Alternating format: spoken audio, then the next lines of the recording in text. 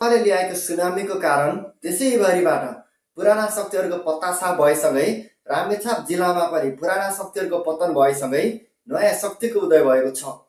रासोपाबाट doctor Krishnahari बुढाथोकीको उदय भएसँगै रामेछापवासी जनताहरूमा पनि खुसियाली छाइरहेको छ। यति बेला नेपालमा परिवर्तन खाँचो छ। परिवर्तनको पर्खाइमा नेपाली जनताहरू कुरिरहेका छन् भने पुराना शक्तिबाट नेपालमा परिवर्तन असम्भव छ भनेर आम नेपाली जनताहरूले देशैभरिबाट नयाँ शक्तिलाई अगाडि बढाएका छन्। अब आम नेपाली जनताहरूले गरेको आशा निराशामा परिवर्तन नहोस्, आम नेपाली जनताहरूको हक र हितको लागि काम होस्, सबै क्षेत्रका सबै जनताहरूले समान रूपमा सेवा र सुविधाहरू पाउन्। आजको आवश्यकता त्यही हो। झोले प्रवृत्तिको अन्त्य हुनु पर्यो र भ्रष्टाचारको अन्त्य भएमा देशमा परिवर्तन सम्भव छ। रामेछाप जिल्लाको कुरा गर्दा पनि रामेछाप जिल्लामा यतिका वर्षसम्म पुराना शक्तिहरूले राज गर्दै आएका थिए। पालै पिलो गरेर सबैजनाले रामेछापबाट चुनाव जितेर नेता बनिसकेका छन्। तर यतिका वर्षसम्म नेता भन्दा पनि रामेछापमा परिवर्तन ल्याउन सकिरहेका थिएनन्। ग्रामीण भेगका जनताहरूले भोग्नु परेको वास्तविक समस्याको समाधानको त परकै कुरा हो, तर समस्याको समाधान गर्न नसके पनि समस्या बुझ्ने कोसिस समेत कुनै पनि नेताहरूले गर्न सकिरहेका थिएनन्। चुनावको बेलामा भोट माग्दाखेरि मुखले समस्याको समाधान गर्छन्, तर व्यवहार र कामले कहिले पनि गर्न सकेनन्। एउटा बाटो बन्छ, बाटो बनेको 20औं-30औं वर्ष बित्दा पनि एउटा बाटो समेत कालोपत्रे गर्न सक्दैनन्। गाउँमा हस्पिटल बनाउने नाममा अनेकौं बहाना हुन्छ। हस्पिटलको लागि 4वटा पिलर ठडिन्छ, तर 20औं वर्ष बित्दा पनि हस्पिटलको भवन निर्माण हुन सक्दैन। आखिर किन यस्तो भइरहेको छ त? पक्कै पनि यतिका वर्षसम्म आम नेपाली जनताहरूको आँखामा छारो हाल्ने काम गरे। अनेकौं बहाना बनाउँछन्। बजेट आएन, उताबाट विरोध आयो, यताबाट विरोध आयो भनेर अनेकौं बहाना बनाएर आम नेपाली जनताहरूलाई अल्झाइ नै रहे। आम नेपाली जनताहरूले पनि पत्याइ नै रहे। तर यसपटक भने आम नेपाली जनताहरूले विश्वास तोडेका छन्। आम नेपाली जनताहरूले पुराना शक्तिको विश्वास मानेनन्। त्यही भएर पनि नयाँ शक्तिलाई अगाडि बढाएका हुन्। रामेछापबाट पनि नयाँ शक्ति अगाडि बढेसँगै नयाँ शक्तिहरूलाई हामी के भन्न चाहन्छौँ भने जहिले पनि आम नेपाली जनताहरूको पक्षमा काम गर्नु पर्यो। यदि जनताहरूको लागि काम गर्न सक्यो भने कहिले पनि चुनावमा हार बेहोर्नु पर्दैन। पुराना शक्तिहरूले हार बेहोर्नु पर्ने कारण पनि यही हो कि कसैले पनि दुःख मान्नु पर्दैन। यदि तपाईहरूले काम गर्न सकेको भए तपाईहरू विजय हुनुहुन्थ्यो। काम गर्न सक्नु भएन, जानुभयो। तर यति बेला परिवर्तनको घडी हो। परिवर्तन कुरेर बसेका रामेछापवासी जनताहरूलाई तपाईहरूले परिवर्तन चाहिँ दिनुपर्ने हुन्छ। सबै क्षेत्रमा समान रूपमा सेवा र सुविधाहरू दिनु पर्यो। स्वास्थ्य, शिक्षा र यातायातको व्यवस्था सबै क्षेत्रमा हुनु पर्यो।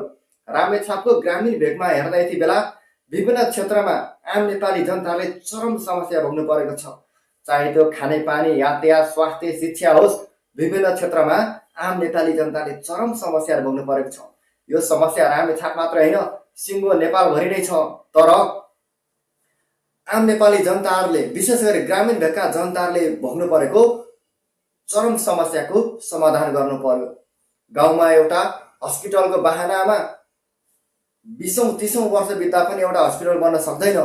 20औं-30औं वर्ष बित्दा पनि एउटा बाटो समेत कालोपत्रे बन्न सक्दैन। 20औं-30औं वर्ष बित्दा पनि ग्रामीण भेगका जनताहरूले खाने पानीमा पनि चरम समस्या भोग्नुपर्छ। यसरी नेपाल कहिले परिवर्तन हुन्छ त? त्यही भएर पनि अब पालो परिवर्तनको नयाँ शक्ति अगाडि बढिसकेको छ। विशेष गरी ग्रामीण भेगका जनताहरूले भोग्नु परेको वास्तविक समस्याको समाधान गर्नु पर्यो र सबै क्षेत्रका जनताहरूलाई समान रूपमा स्वास्थ्य, शिक्षा, यातायात र विभिन्न सेवा सुविधाहरू दिन सक्नु पर्यो।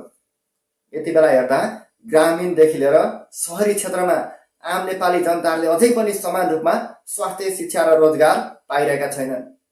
एउटा सानो काम गर्न पर्यो भने पनि कि त ठुलो रकम बुझाउनु पर्छ कि त पावर लगाउनु पर्ने हुन्छ। नेपालमा कानुन बन्छ, जहिले पनि दुई थरीको कानुन बन्ने गर्दछ। कानुन जहिले पनि एउटै हुनु पर्यो, सबैले समान हुनु पर्यो। झोले झ्याम्टे प्रवृत्तिको अन्त्य हुनु पर्यो। त्यही भएर ग्रामीण भेगमा हेर्ने पनि वडादेखि पालिकासम्म हेर्दा पनि वडा पालिकामा पनि झोले झ्याम्टेलाई प्राथमिकतामा राखेर काम गरेको पाइन्छ। किनभने सबै जनताहरू समान हुन्, वडा पालिकाबाट पाउने सेवा सुविधा अनुदानको कुराहरू भयो, राहतको कुराहरू भयो, सबै सेवा सुविधाहरू सम्पूर्ण जनताहरूलाई समान रूपमा पाउने व्यवस्था होस्। यो झोले ध्यानले प्रवृत्तिको अन्त्य गर्नु पर्यो, भ्रष्टाचारको अन्त्य गर्नु पर्यो, अनि मात्रै नेपालमा परिवर्तन सम्भव छ। पुराना शक्तिहरूबाट यो असम्भव छ। त्यही भएर पनि यस पटक आम नेपाली जनताहरूले आफ्नो मत परिवर्तन गरेका हुन्। पुराना शक्तिहरूलाई पनि यसको धक्का नराम्रोसँगै महसुस भइरहेको होला। तर नयाँ शक्तिहरू पनि जिते भन्दैमा तीन बित्ता चाहिँ नउफ्रिनु होला, किनभने तपाईँहरूले गर्नुपर्ने कामहरू धेरै छन्। तपाईँहरूले पनि आम नेपाली जनताहरूको लागि काम गर्नुपर्ने हुन्छ।